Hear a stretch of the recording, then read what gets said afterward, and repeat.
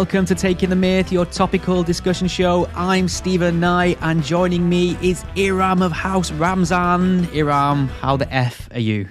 I am effing great, Stephen. Effing good to effing here. Yeah. I've got some big news, some massive news. Oh, okay. This means a lot to me, actually. I don't usually talk about... finally converting to Islam? No, that's a different podcast I've got planned, but I don't usually talk about personal achievements. I don't like to big myself up and bang my own drum. You know, I keep myself to myself. I know what it is. You've finally lost all your lockdown weight. Not far off, actually. I'm about 3 pounds away from the Goldilocks zone. Thank you very much. But no, it's something I've been working on for years, really putting time and effort into it, dedicating myself to a result, and it finally happened. Owen Jones blocked me on Twitter. Yay! I think I am the last. It's sort of like, you know, the last man to leave the earth and to switch off the light kind of thing. I think I am the only person not blocked by Owen Jones on Twitter, and now I've joined the club. I feel like I should be getting some sort of membership card and maybe perhaps a T-shirt through the post. Maybe a secret handshake. You're not blocked. You need to try harder. I know, I don't know, like, I've been really boring on Twitter lately. You know, I've not been pissing off people. You know, I have a job, Stephen. So, you know, I'm not on Twitter all the time. So, hang on, let me see. Owen Jones. Yeah, so I'm just looking at Owen Jones's Twitter, and yeah, I can see his entire profile. What's that like? I can even DM him. Right. Does he follow you, or is he one of those psychopaths who has his DM open? See, I don't understand that. If you're high profile, oh my god. I mean, I suppose he's a journalist, isn't he? Sort of. Well, I mean, he writes. I love it whenever Douglas Murray references Owen Jones in an article. He refers to him as a YouTuber. A YouTuber, and you can just feel the stink on that phrase, you know, Owen Jones, the YouTuber. You know what?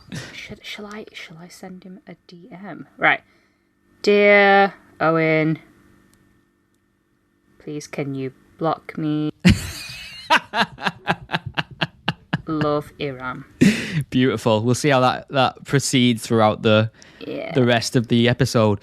But the reason he blocks me is because I sort of mocked him a little bit, because there was this story that broke in the Times. I think it's behind a paywall, so I've got it on the Mail Online. But the story is that a private school girl was treated like a heretic for questioning transgender ideology. It was reported that she was surrounded by up to 60 girls who screamed, swore, and spat at her. The girl had to be isolated in lessons away from the other class members because of the hostilities, apparently, and it eventually culminated in her leaving the school, and she studies from home now. Now, that's how it's reported.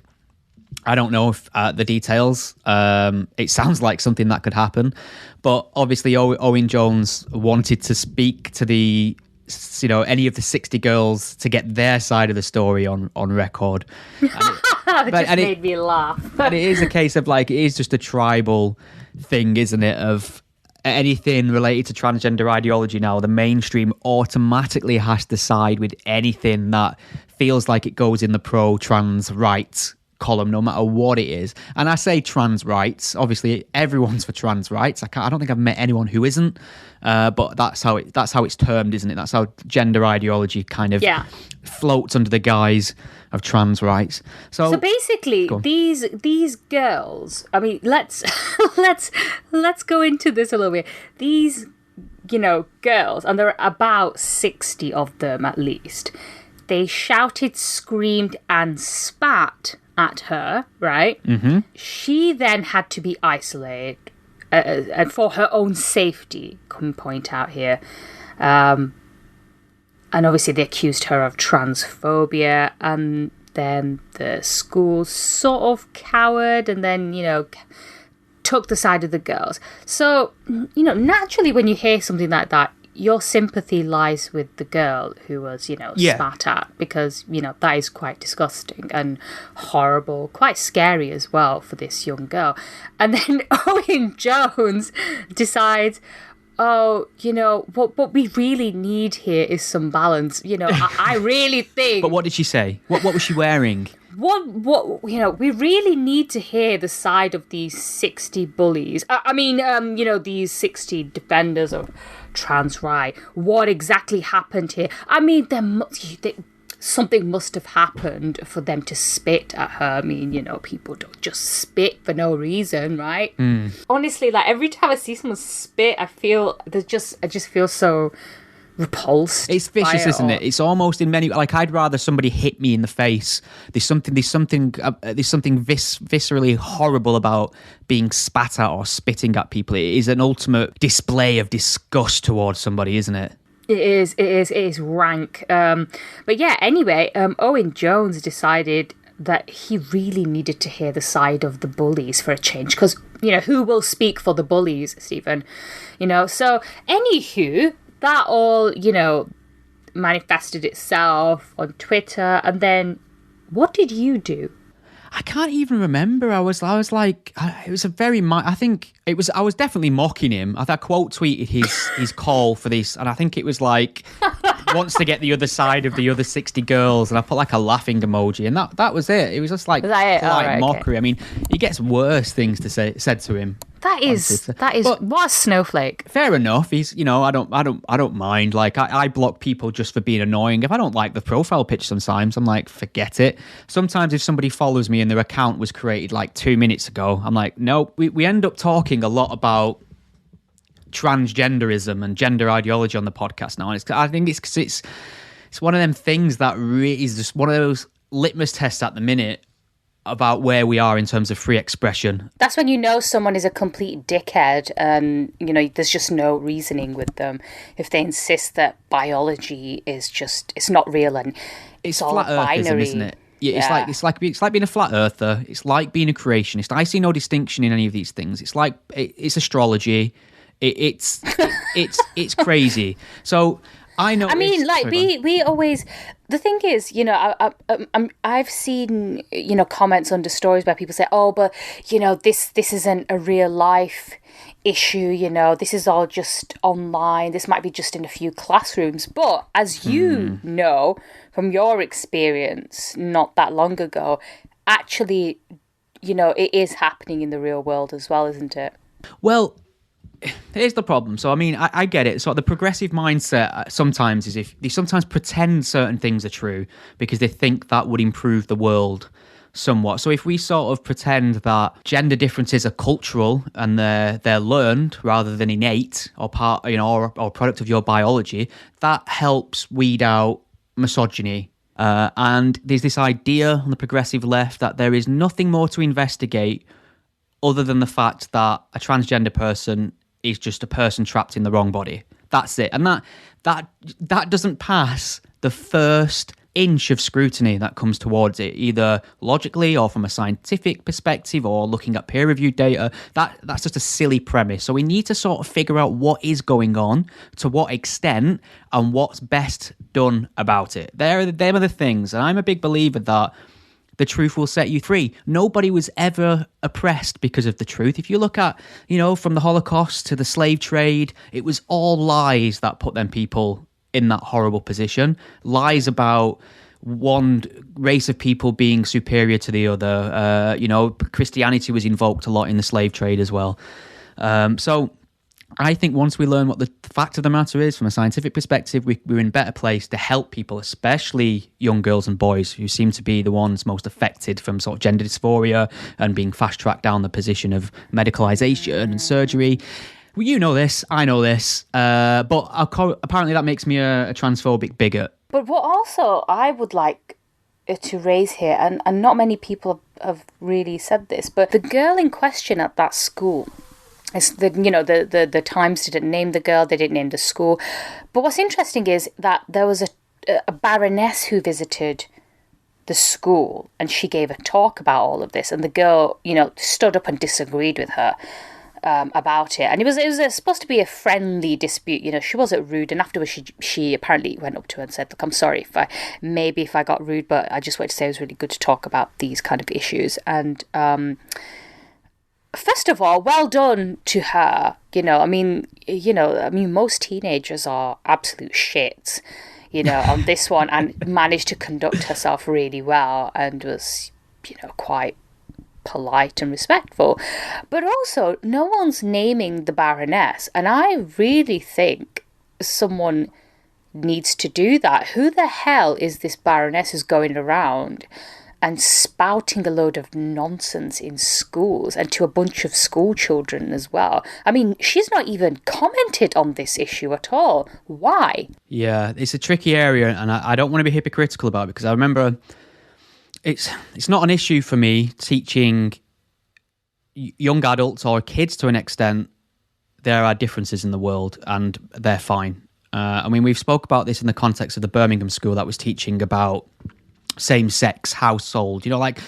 Some people have a mum, some people have a dad, some people have both, some people have two dads, some people have two mums, some people are single parents, families, and that's all fine. There's variation, there are differences, and you should not place a judgment on one over the other, and shouldn't ostracize your fellow classmates for having two dads or having a gay mum or transgender dad, or however it works. We're all fine with that. And this, I don't have any issue. This is how I look at it. I don't have any issue with teaching religion in school. All the religions, every one of them, if you want, the ones that have an important role in culture and society, fine. Obviously, they're important. It's when it strays over into telling you what to think about those things, into a level of indoctrination. When you're pushing the idea that young kids need to be taught about queer culture, well, what does that mean? What's queer culture? What does that involve? When they're taught that transgenderism is something that should be celebrated, perhaps, well, why should it be celebrated? Why is it important to celebrate sexuality? Why is it not more important to teach kids that sexuality is completely value neutral and you shouldn't ascribe any positives or negatives to whether you want to sleep with a man, woman, both, or neither? And I just think we have to be a little bit careful, because a lot of things are being indoctrinated or spread or infiltrating even at the corporate level under the guise of trans rights, when it's pseudo-scientific dogmas essentially about biological sex. Well, it's interesting you talk about this dogma, because the thing is, this Baroness who apparently came to talk to students, she is supposedly a well-known LGBTQ speaker and activist. Of course she is. And obviously, and the school concerned is a Stonewall diversity champion. Oh, Jesus Christ. See, Let's not get started on Stonewall, for God's sake. It's a gender faith school then, isn't it? That's and that's then I think they will have also have heard from the likes of the trans charity Mermaids, because they were invited to address the school last year as well, apparently. So, so you can imagine what kind of stuff the Baroness would have been coming out with. And she was talking about transphobia in Parliament. I mean, it's Parliament. There's all sorts of shit going on amongst our politicians, watching tractor porn and probably going around groping people when they get a little bit drunk, hiking our fucking taxes once again. I don't think trans issues are people are really sick of it. It's the economy, stupid. It's like... talk about things that represent more of society. Like we can sort the social stuff out on our own. But I suppose we'd to just sort of close the circle on the trans content of our podcast for the month. I was in Manchester on Sunday. There was a protest between... Well, sorry, there was just this Sunday gone, was it? Yes, it was just this Sunday gone. So there's a fairly notorious and controversial activist called Kelly J. Keane, and she was trying to hold a Speaker's Corner event in Manchester. I must admit, I've never heard of Kelly.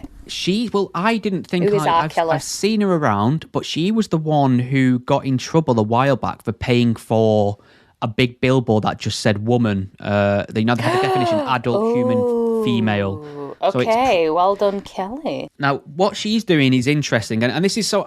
I'm obviously in the gender critical camp. I'm open to that, but I am slightly uncomfortable by the excesses of that. I mean, it feels to me like, okay, so I'm against Islamism and jihadism and Islam itself to an extent, but I'm fairly uncomfortable by some of the things I used to hear from Tommy Robinson's side of the debate. Do you know what I mean? Some people go a bit too far. So she was there giving a talk and letting other women speak, and across the way was some fairly young counter-protesters, and there was a number of black-clad people with masks on, which we'll get to in a moment. But so her POV on this entire thing is, we're women, No one's taking our rights, our spaces. I'm not interested in transgenderism per se, and it's pretty much just all men in dresses. A lot of it's sexual fetish, and we no thank you kind of thing. She doesn't dress it up. She doesn't want to talk about the difficulties of gender dysphoria or how best to help trans people. She's myopic, 100% focused on women and women's spaces and women's rights. It's proper old school feminism. I get the impression they don't like men very much in general, some of them. Right? Well, I mean, to be fair, I sometimes really can't stand men a lot of the time. I get there sometimes. And to them, like, transgenderism is almost the ultimate form of privilege. It's taking their identity and getting rewarded for it and getting treated sometimes by the public better than they do for what they essentially see as woman face, cosplay, dressing up as women and appropriating their sex and their lived experience. So I think people assume that sometimes I go to these things and I'm just solely on one side, but I was trying to speak to both sides, and the people dressed in black with masks on basically cordoned off the Emmeline Pankhurst statue and wouldn't let the Speaker's Corner event get near it. So I decided later on in the afternoon, when they'd thinned out a little bit, that I was going to go up and get a little bit of footage of the statue, because I was there recording and talking to people, and I realised I didn't really have any clear footage of this Emmeline Pankhurst statue, suffragette founder. So I'm walking towards this statue. I'm making a beeline straight for it, and one of these black-clad protesters gets up and stands right in my path. So I'm just like, hey, how you doing? I said I'm just here to get photos of the statue, but I'm open to a conversation if you want to chat. Just stared at me, didn't say a word, and I was like, can any of you speak? Would any of you like a chat? And still nothing. So I'm like, oh, somebody said no thank you, and I can't figure out whether it came from my left or my right. Somebody said no thank you. So I said okay, and I tried to sidestep them to get to the statue, and they stepped in my way again. So they're like physically obstructing somebody from seeing a statue in public, which rubs me up all the wrong way. Your instinct, like as anyone who's not a big fan of authoritarian tactics, is to get a bit shovey. And it's like, I'm not going to get aggressive or physical with these people. I'd just look silly basically at the end of the day. So I just kind of took the piss a little bit and then left them. And I put the clip online, and J.K. Rowling quote tweeted it. So it sort of fuck my Twitter mentions for the next 4 days.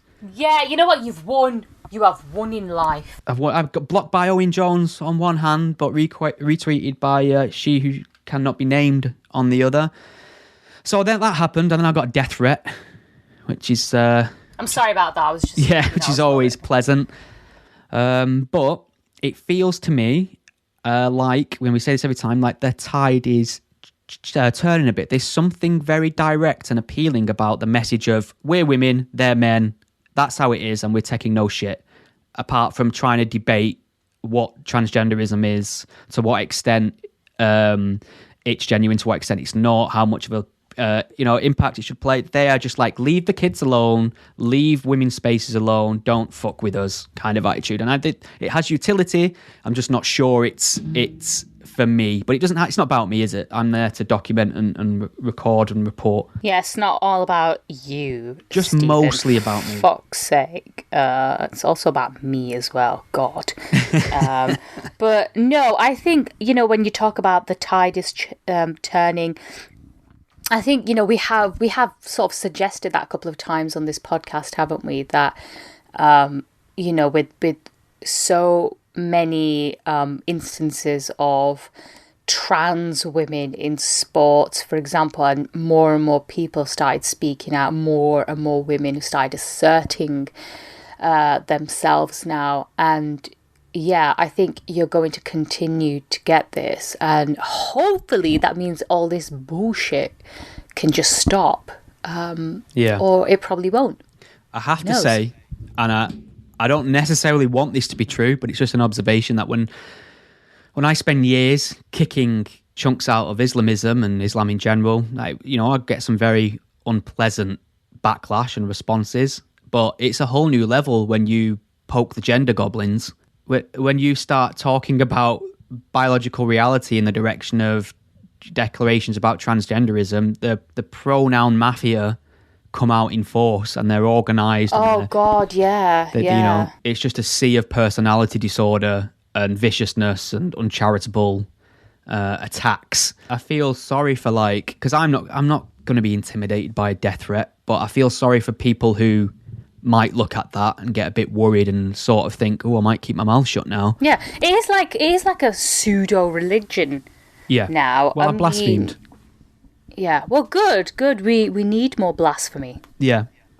Do you have a Netflix subscription? I do, Stephen. Is it yours? Not gonna it's mine, and I'm not gonna comment on whether I let people share my password. It might be worth talking about Netflix, you know, because Net to the flicks, into the fizzle. They've been getting a bashing online of the last few years or so. There's this perception, not without merit, that they're a bit progressive and woke, and the Twitter, you know, their public PR, their Twitter feed sometimes leans that way. They've been known to remove historically problematic episodes of sitcoms for like blackface, things like that, and they seem to have an incredibly woke employee base. Did you get that perception?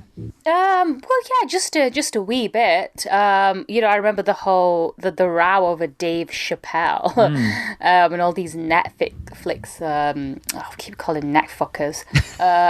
Netfucker employees. That's that. If you got this far, that's the hashtag netfuckers. You know, they didn't like the fact that Dave Chappelle, his show was still allowed to be on Netflix because he said something about, you know, this trans dogma. And he went for the alphabet people, didn't he? That's the problem. He really did. But yeah, I think Netflix has realised that if you get woke, you go broke, because it's recently told its employees that if you don't agree with the content, you basically either suck it up or you just go work elsewhere. So apparently it's sent a memo to its employees saying that not everyone will like or agree with everything on the service. Fair enough. And while every title is different, we approach them based on the same set of principles. We support the artistic expression of the creators we choose to work with, blah, blah, blah. We let viewers decide what's appropriate for them. Basically, you know, it's all about what makes money for Netflix at the end of the day. Yeah, you know, that's the first thing. As a corporation, as a corporation, your first priority is going to be what's going to make you money. Exactly. Unless you're happy to be out of business. When they lean into trans rights issues, I don't think they do it because they're compassionate and care. They've just misread the room. They think that's the popular thing that because social media gives this sort of like a false signal in a way. They think that's the entire world. And when they start making declarations about things, the entire world goes, hang on a minute. You know, people who aren't indoctrinated into this. But I love that, you know, that last line on the memo that's been reported. What is it now? Depending on your role, you may need to work on titles you perceive to be harmful. If you'd find it hard to support our content breadth, Netflix may not be the best place for you. That's beautiful. So basically, that is what all companies should do. Yes, that's corporate if you don't like get it, fucked. Yeah, if you don't like it or lump it. Yeah, don't let the door hit you on the way out. Da-dum. But I mean, that isn't controversial, because at the end of the day, it is all about what's going to make them money. And, you know, we've seen instances of the past where companies or movies even have tried being quite progressive and woke, and actually customers don't like it. Yeah, we don't want to be preached at. It's not character, it's not story. If you're finger wagging at the audience about an issue, it's campaigning. I check into movies and pop culture and other disposable forms of entertainment to sort of get away from that sometimes. Or there's nothing wrong with something being political, but it's got to be organic. It's got to be in a way that it's, you know, we need it to be subtext. They can't be hammering you around the head with it all the time. Like there were people angry when Sam Rockwell won an Oscar for 3 Billboards. He plays a racist cop in that film, and his performance is magical. It's just so good, and he won an Oscar, and there were people going mental that they'd give an Oscar to a racist character portrayal. Oh, for fuck's sake. And it's like, no, but that's... Yeah, your support erases her. Yeah, it's like, you know this isn't real. That's not the point. Like, if something exists in life, it is fair game for representation in movies. So it seems like you say, this is good news, but like you say, it could be cynical, couldn't it? It is just a case of Netflix looking at trends and thinking, we may need to correct course here.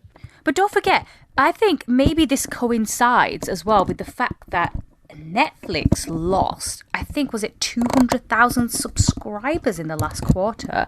And then you have something like Disney that is a growing streaming business. Yeah. They've pulled the blind, haven't they? Pixar, Star Wars, Marvel. I have to admit, I don't have Disney. I've got Disney Plus.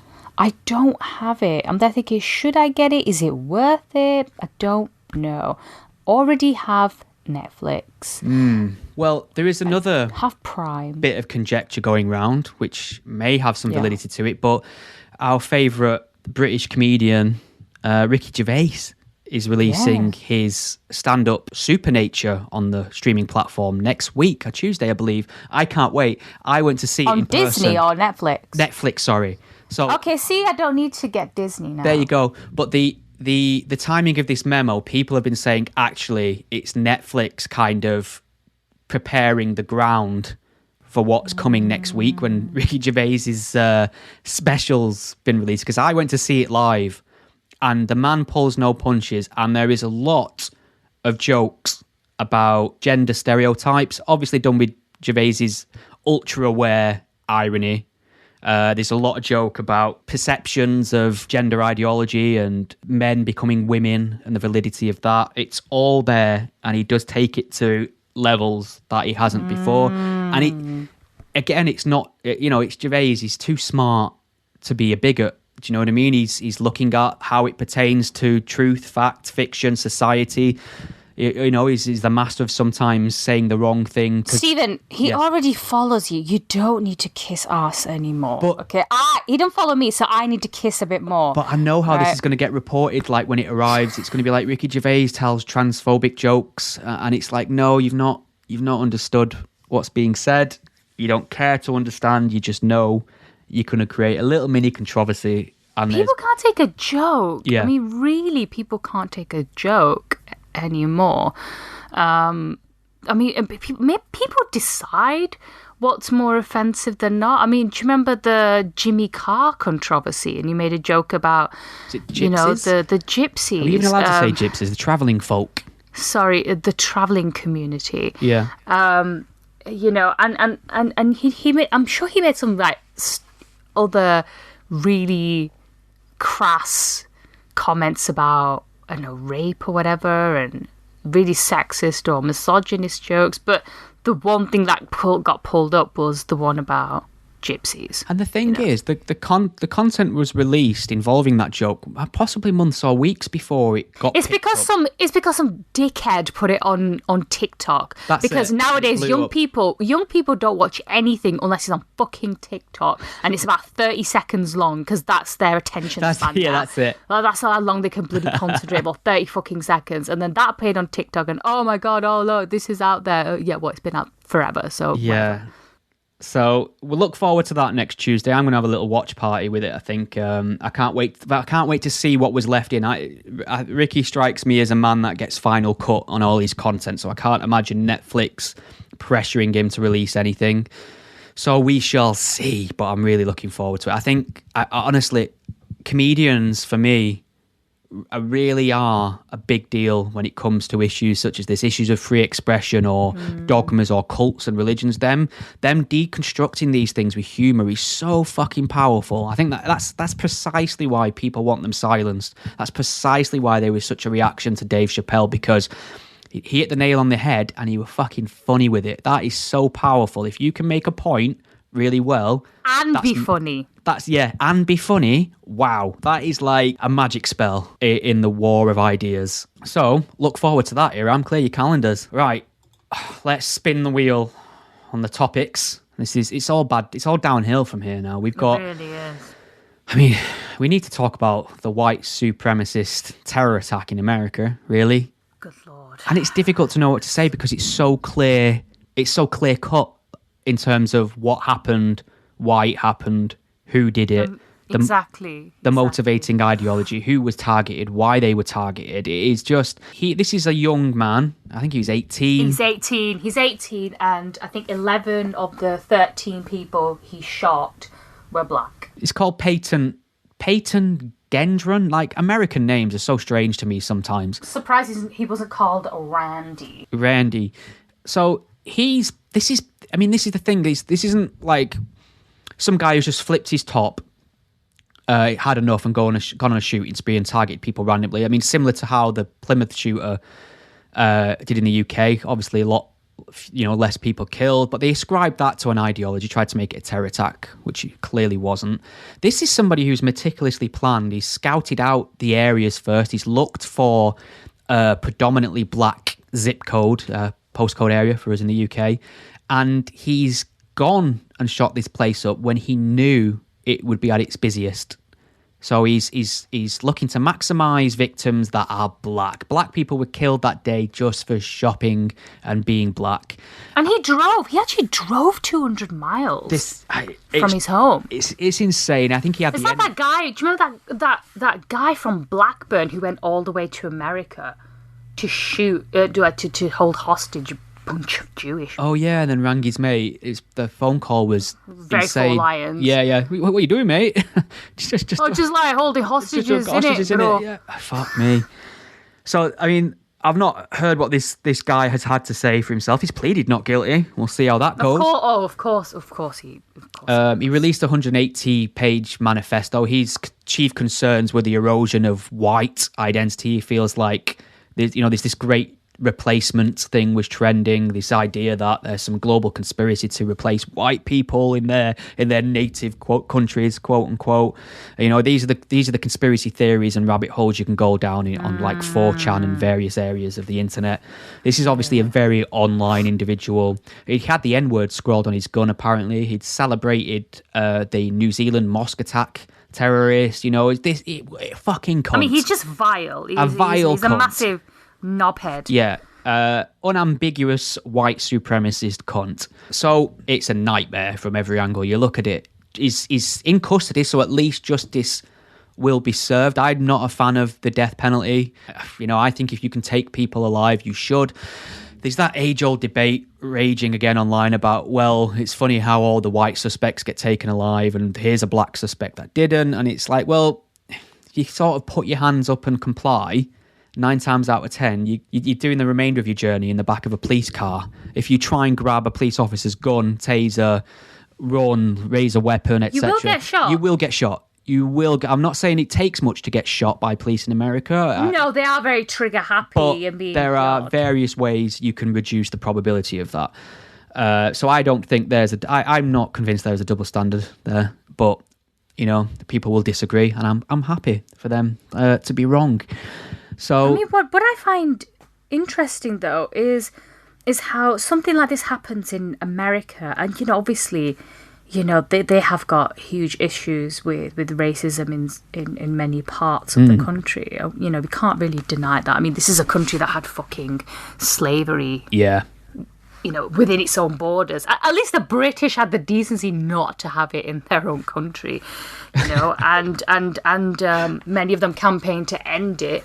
But what really frustrates me is how we import what Tomiwa Owolade from Unheard described as the narcissism of America's race politics. And it's such a good piece that he wrote. And if you haven't read it, it's on Unheard, and I suggest you do read it. And it just talks about, the whole Black Lives Matter, all the protests that happened in the wake of the death of George Floyd, and just all these, all the realities of American politics and race relations, and how it just gets imported here.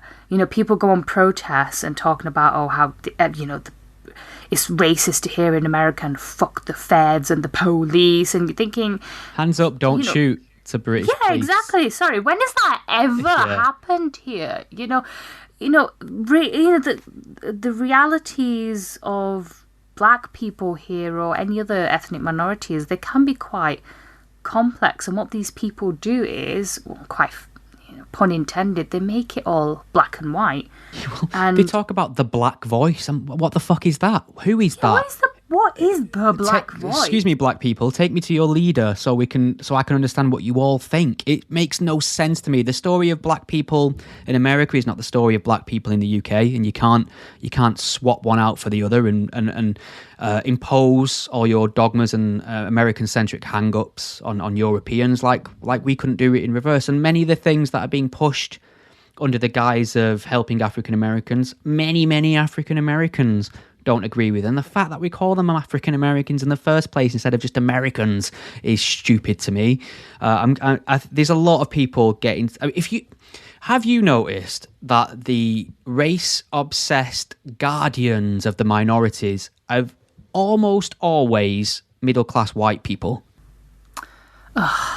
God, yes, I have. And, they're usually the ones who preach at me, telling me I should be offended by something. I'm like, I'm really not. I mean, I don't know why you want me to be more angry. I mean, I'm already quite vexed about a lot of things. I just don't want to add this to my list because, I have experienced racism, have experienced some prejudice, but it's they're the ones who also ironically see me through the lens of color. They see me for my skin color first. I mean, and you isn't that quite racist in itself? We should honestly the best way. I mean, Martin Luther King nailed it, didn't he? Basically, like just look at his work. The best way we can get through the other side of this and coexist with each other is just not to care about skin color. I'm not saying you don't notice it, and it doesn't mean you can't challenge racism whenever it rears its ugly head. But just stop treating people differently because of the skin color. It's like I was taught this as a kid. I got to understand this as a kid. And it's such a simple premise that when it is put into action, it works better than anything else. Certainly works better than dividing us all by pigment now and being told there's a black voice. Yeah. And then I have Sorry, go on. I have to admit though, you do sometimes come across these people who say, "Oh, I just don't notice skin color." Yeah, fuck off. And you think, right, but you did mention it, so clearly. Yeah, you do. You and I wouldn't want you to not know about it. Yeah, you do notice it. I mean, oh, you're black. I'm sorry. I hadn't noticed. I mean, I had no idea. I want you to notice my skin colour and how great my tan looks because I've just come back from holiday. Please notice it. But, here in Britain, at least, black people, if they, especially if they were born here, their ancestors weren't exactly brought against their will to this country. They're people who willingly migrated to Britain and saw opportunities there.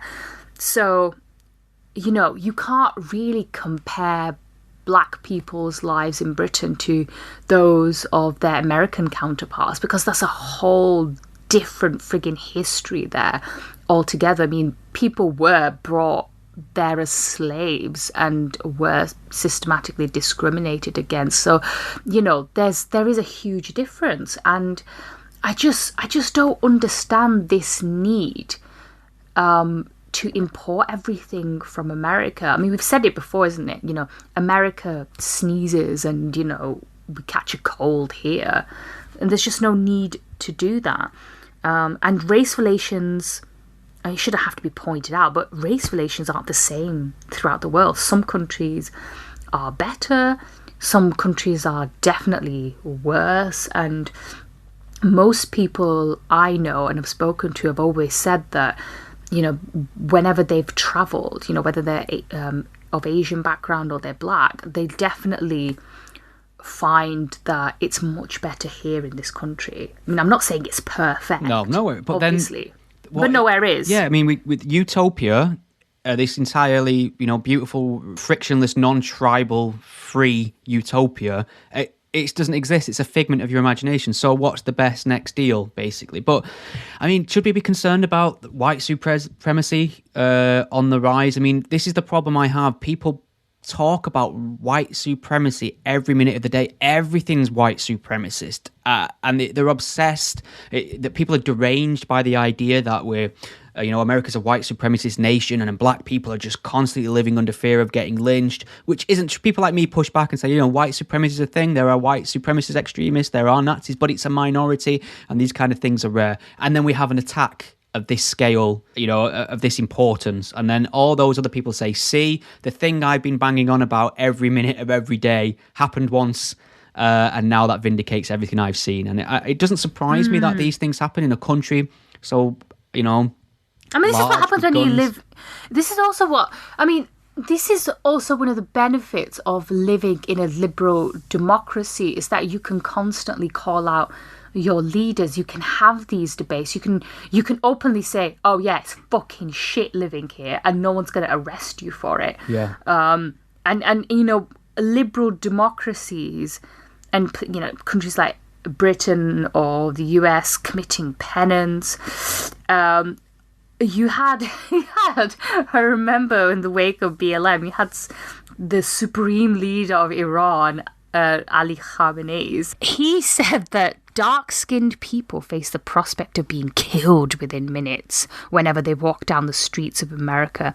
Now, I'm not going to take lectures from someone whose country has the most appalling human rights record. I mean, they hang gay people, for fuck's sake. I don't know if you've read Douglas Murray's latest book, The War on the West. I finished the audiobook version of it. It's great. It's just classic Douglas Murray. He's always good, but he documents very well how much our enemies love the fact that we've become utterly deranged around the issue of race and gender. They use that to their advantage in their propaganda. They do. I mean, the Russian foreign ministry condemned America's human rights abuses.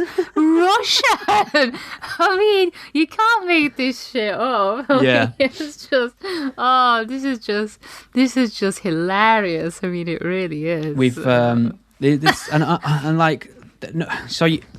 Whoever's carrying out acts of white supremacist terror attacks are responsible. They're responsible. It's the ideology. It's a clear-cut case to me. I'm against it.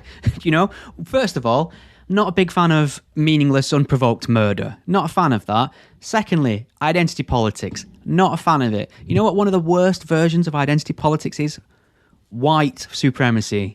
Like that is such one of the most dangerous manifestations of identity politics throughout history ever. I think there's a few things we can point to as case studies by now, don't you? So I'm not a big fan of that. But what I would ask is, what is more likely to create a climate like that? Is it the Martin Luther King ideology of judge a person based on their character and not by the colour of their skin? Or is it pushing this idea that everybody is defined by their skin colour and it's the most important aspects of their identity and we should treat people differently according to their skin colour? That, to me, is a fucking fertile ground for white identitarians to organise. It seems like to me that the discussion on this is so deranged that it has the potential to make things more dangerous. But we'll see what happens when this white supremacist terrorist is... This knobhead, basically. Just fucking 18, picks up a gun, hates black people that much that he stakes out a place and shoots them while they're shocking. Do you know what? I bet he's a loser who never had a girlfriend. He's got incel, written all over. Yeah, I bet he couldn't. But he liked a black girl in school, and she laughed at him because he's a dweeb, and then it was just all downhill from there. Must have been terrifying. I saw a little mini clip. Because I think there's a big debate going on at the moment about the role that social media play in these things. Because I think he tried to live stream it. Let's blame social media. And I did see a clip of him. He was I'm telling you, he's a virgin. Yeah, well, he was stalking this supermarket, shooting people, targeting black people, and at one point he pointed the rifle at somebody on the floor who was carrying, and it appears from the clip that I saw he appeared to notice they were white. and spared them and then moved on to his next move or target or whatever. And it's just, it's terrifying. It's sickening. It's depressing. I can understand why black people in America are hurting as a whole, right? I can kind of understand how they may feel unsafe that this could just happen when you're shopping. It's yeah, definitely. I just hope they throw the book at him. I think he will be imprisoned for life. Yeah. And I hope he gets bum raped in the shower. All right. I suppose my last question on this then.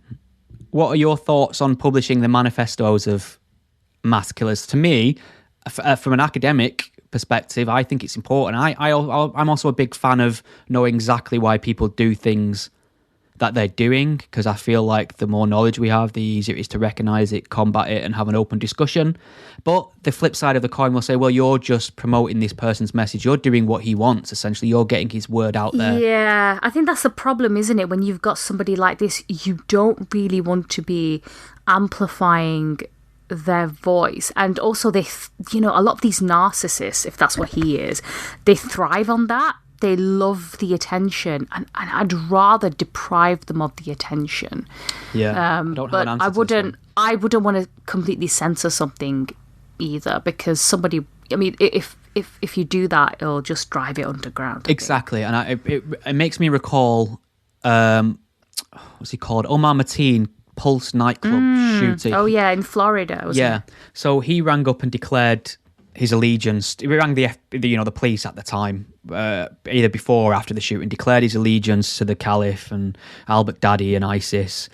And the FBI released a transcript of that call to the press, but they redacted any mention of ISIS or the Caliphate or al-Baghdadi. Now, I think their rationale was, we're not going to let him promote these things. But to people like me, it was like, well, you've removed all confirmation of his motivation here. You're kind of whitewashing the problem.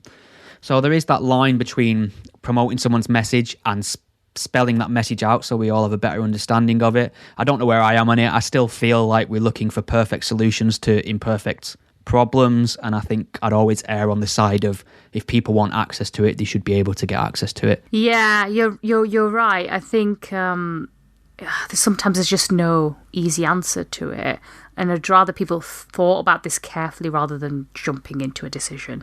Yeah.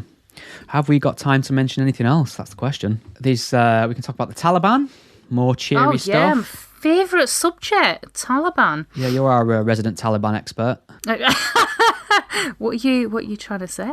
I just know how versed you are in Afghanistan current affairs as the committed journalist you are. That is true. Well, I just remember there was a BBC correspondent this week who talked about how the Taliban are now getting more hardline. Just shock. I didn't see that. And no one saw that coming. Yeah. No. I mean, as you say, the Taliban gone to Taliban. Now they've ordered female TV presenters and other women on screen to cover their faces while on air. And that has come 2 weeks after all women were ordered to wear a face veil in public or risk punishment. And there are already a lot of restrictions on women in place, so they're banned from travelling without a male guardian. Secondary schools are still shut for girls, which is ironic because go down the loo as well. Yeah. I don't think sports for women was high on the priority list for the Taliban, Stephen. Well, sure. As you can imagine. And secondary schools are shut for girls, which I think is quite ironic because I'm pretty sure one of the Taliban leaders' female relatives are living in Qatar, and look, they go to school. So one rule for them, obviously, and another for all Afghan women. And so apparently nobody, I mean, they referred to this as advice, but it's not. You're strongly advised to. I'm sure if the women just say, "Thanks for your input, but no, not for me, but cheers." Right, off to school then. I'm sure everything will be fine. There'll be no repercussions.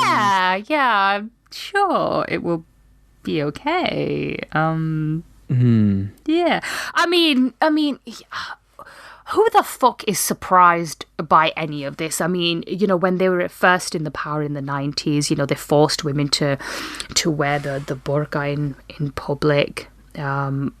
And, you know, we remember what happened when women didn't comply with their rules. And if they were seen out without a male guardian, they were publicly, you know, beaten and whipped, you know, in front of everybody as well, sometimes in front of their children. And you can imagine what kind of effect that has on a person, you know, and what...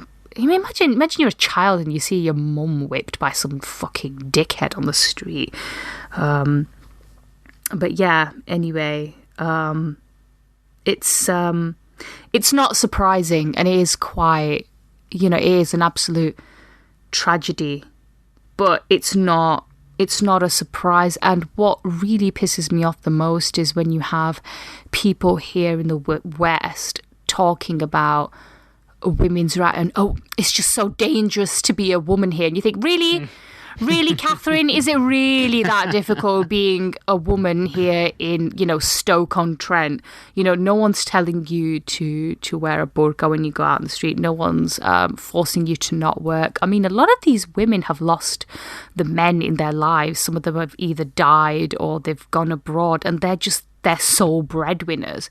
And a lot of them are resorting to begging, you know, and then meanwhile, you have all these white liberal feminists who talk about the difficulties of being women here when it's just nothing in comparison. And many of them just don't really show any solidarity for such women. And meanwhile, they'll show solidarity for some bloke who wants to wear a fucking dress and use the women's changing rooms in Marks and Spencer. I mean, where's the fairness there? Yeah. Am I the only one to be, you know, am I the only one who's, you know, just outraged by all of this? It's just really unfair. Yeah, it's backwards. I mean, what struck me when the big evacuation happened and all the Western troops started pulling out of Afghanistan was this excitement from a lot of really far lefty commentators who were almost saying like Afghanistan can now flourish.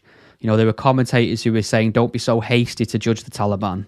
You don't know what they're going to do. And I'm like, I think I know what they could just have to pick up a history book, and get an idea, a rough idea. They're not going to open a fucking Hooters, are they? So, like I said, yeah, Taliban going to Taliban. No one's surprised by this. It's absolutely tragic that at a time where, regardless of your views on the invasion of Afghanistan, progress was made in terms of liberties for women. It's never a utopia. It's never going to change overnight. But we had women going to school and getting in it. I mean, that's the first thing any country's got to guarantee for women, isn't it? Surely an education, but it's gone backwards. It feels like anything good that happened from the result of that awful war and invasion has just gone up in smoke now. And we basically, women and children have been abandoned to beardy weirdies who believe in ancient conservative dogmas and imprisonment of women. So that's where we are. It's depressing. This has been a depressing hour, Iram. What's going on? Can we talk? I know. We really, can we talk about something happy?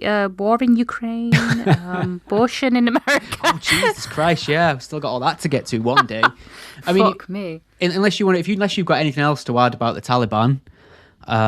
Fuck the Taliban. Perfect. I want to say. Perfect. I mean, you know what? I know how I said I don't like spitting, but you know, if I met an actual Taliban, I would spit on him. Yeah, they're definitely. Actually, no, it'd be a waste of my spit.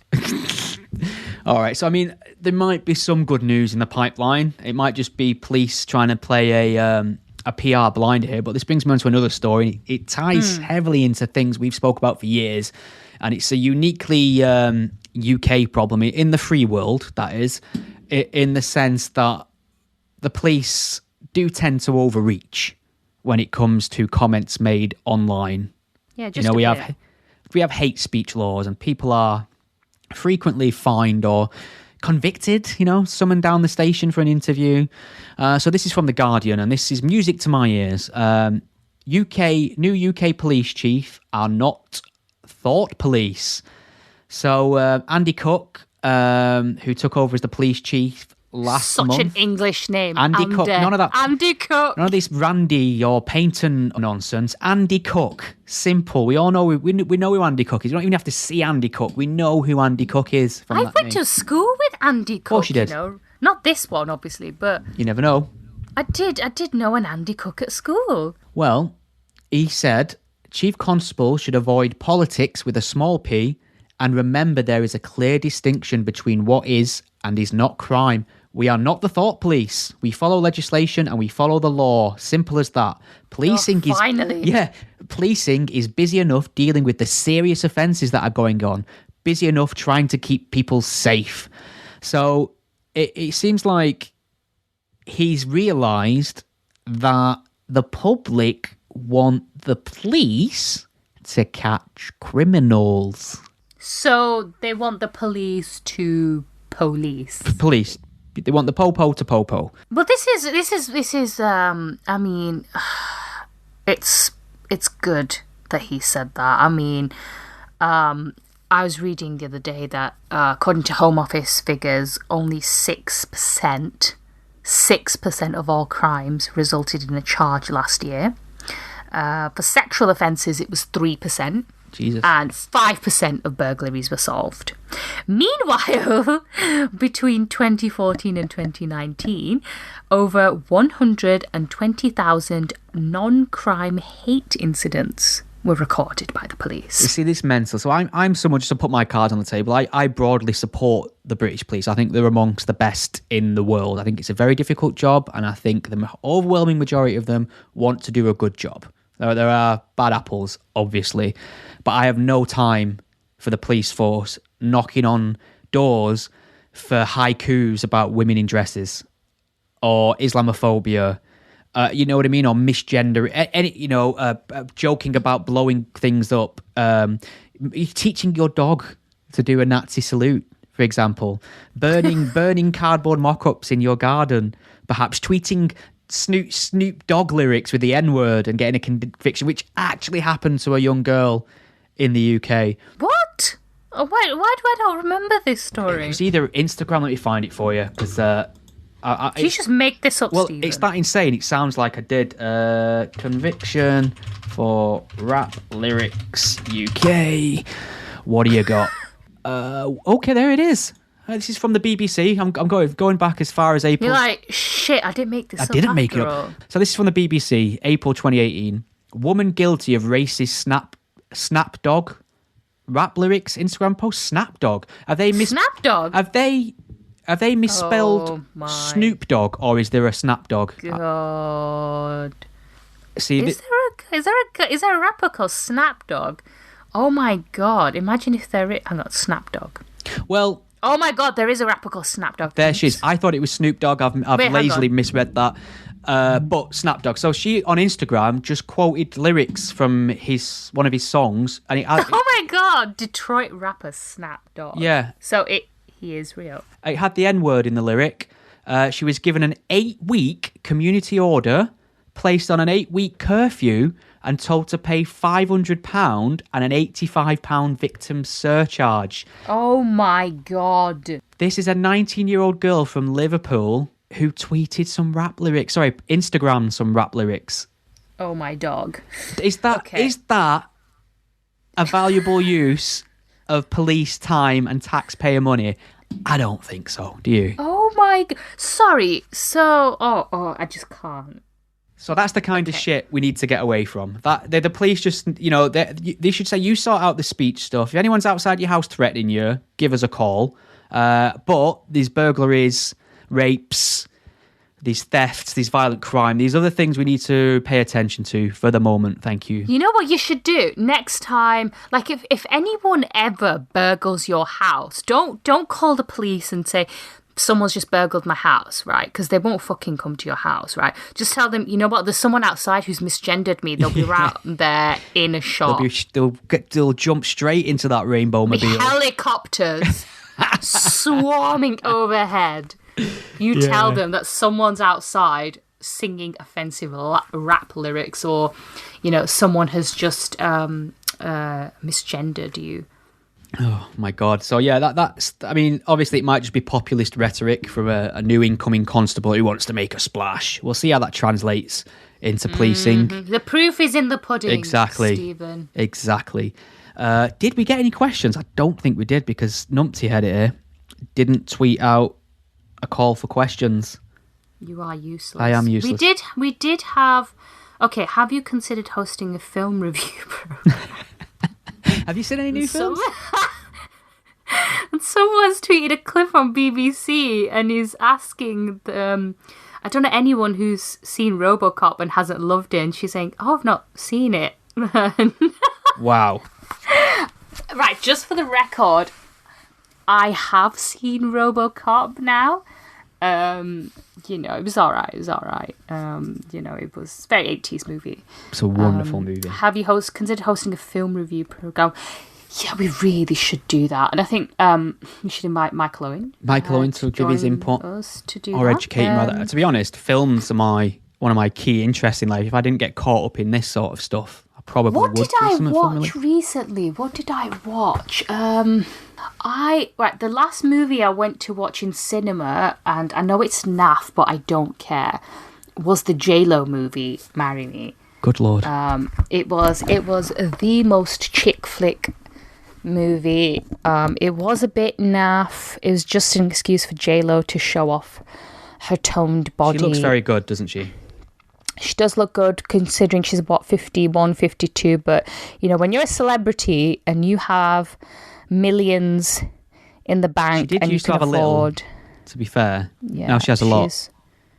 She's still Jenny from the... Yeah. We're so lame. But yeah, anywho. Andrew Doyle's new book, Any Info. How many letters and genders will there ultimately be after LGB? This is the first atheist power, Chris Sunshine. Yeah. Do like... Hiya, Chris. Some good questions.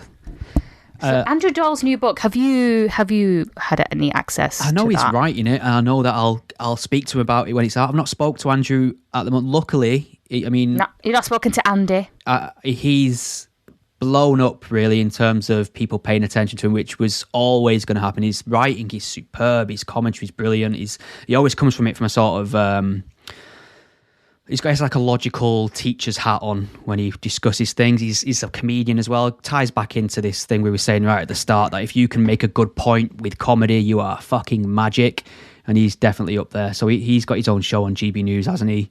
But I will grab his book as soon as that comes out. I've got all these others. I've got his Titania McGrath books as well. He's a pal, so I'll keep my eye out for that. But I don't know anything about it. But I'll keep my eye out. Chris has also asked, has Elon, as in Musk, bit off more than he can chew with Twitter? Yes. I don't know. This is pure conjecture, but my we're just going to speculate. Yeah, my feeling is he won't buy Twitter. I think he's already looking for an out, to be honest. I think, like we said on the last podcast, sounds like a bit of a poison chalice, bigger headache than it is anything else. It's hemorrhaging cash. He'll have to make cash with it. He'll have to transform it into something completely unrecognizable from what it is, which may turn people off. Anyway, I think if you think you're going to be the person that understands free speech enough to create some new digital free speech utopia without any headaches, you're wrong. It's not going to happen. I'll be surprised if he buys it. Do you think he's still going to buy it? What is it, like 42 billion? Yes, roughly that much. There was a video that came out recently. One Twitter exec was caught on film mocking him for having Asperger's. Yeah, I kind of saw that, but I saw the Twitter clip, which seemed very heavily edited and out of context, so I need to watch the full thing. I did see that. This guy seemed like a very woke liberal type who felt it was his job to, make sure the correct opinions were seen. Actually, anecdotally, I need to tell you this because I've been very suspicious of it. Oh. So that you'll often hear about people talking about, well, my shadow ban, my tweets are getting no engagement, blah blah blah. I always lent towards the angle of rational explanations or system related issues rather than something more sinister. But I don't know if you remember that when Elon Musk announced that he was taking over Twitter, lots of commentators reported they'd have a massive uptick in followers. And they did. This was documented. I was one of them. So does it shock me? I have been around 58,000 followers for years. Just stopped there, dead for some reason. And it kind of slowly ticked up. And what I'd do is when I'd get something like 400 new followers, I'd tweet something out to get a reaction and lose them instantly. It's fun to me. Now, out of nowhere, I have gone from 58,000 followers, and I've been there for years. I'm now on 62,000. And it's still climbing. So people were saying what was going on essentially was some sort of digital paper shredding at Twitter HQ. They're destroying the evidence of all the people they'd kind of shadow banned, because there's this idea that you can limit the exposure of certain accounts by not having them show up in the top tweets, not having them show up in the search function, not having them go on other people's timelines when they're retweeted. It's all it's pretty much conspiracy and conjecture. But I definitely saw an increase of like over 4,000 followers out of nowhere after years of stagnation. I don't know if you noticed anything. I don't know actually. I mean, my Twitter account, I'm just going to have a quick look at how many I've got. I've been stuck on the sort of 9.3 thousand for a while. I don't know if I've been shadow banned. Maybe it's just because I'm not, I don't tweet as much. I don't say really offensive things as much like you. I don't know. But you know what? I'm going to check this out. And see if I have been. How can I check if I've been shadow banned? There was a website, but I'm not sure. I'm not sure how valid it is. But I mean, it's just weird that I can have absolute zero movement on my follow account. I just assumed, well, I've kind of reached my peak. I'm kind of worth that. That's my limit. That's as far as I travel as a tweeter. I am worth way more than 9,000. I was comfortable with it, but then out of nowhere, 4,000 followers. That's not a small amount, really, is it? So, like I say, I kind of suspect something's going on, but I obviously accept the possibility that that's just a complete coincidence and probably might be. Have we nailed it for 1 week? I think we have. I really do. Yeah. I think I'm all angered out now. Yeah. As well. Good. I might go for a little lie down, Yeah, you do need to lie down. Iram, is there nothing else you want to get in before I let you get back? I've just checked. I've not been shadow banned apparently. So please, can people fucking follow me? God. How far are you off 10,000 followers now? Like 700. 700 followers. Can we all just follow Iram, please? Yes, follow me. Can we get like Ricky Gervais to follow me? Yeah, I'll have a word. Yeah, just have a quiet word. See if my new pal J.K. Rowling as well. Oh, right, you're just rubbing it in now. No, I hope you get more shadow. Just big time, aren't it, really? Just such a big twat.